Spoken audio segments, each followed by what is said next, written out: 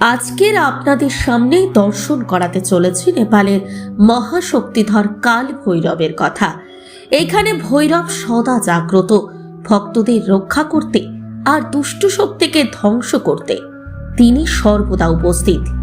বিশ্বাস করা হয় যে ভক্ত আন্তরিক মনে দর্শন করেন তার জীবনের অশুভ শক্তি আর দুর্দশা দূর হয়ে যায়। এ যেন এক অলৌকিক স্থান যেখানে ভক্তি মানেই মুক্তি। এই হলো নেপালের কাল ভৈরবের কাহিনী।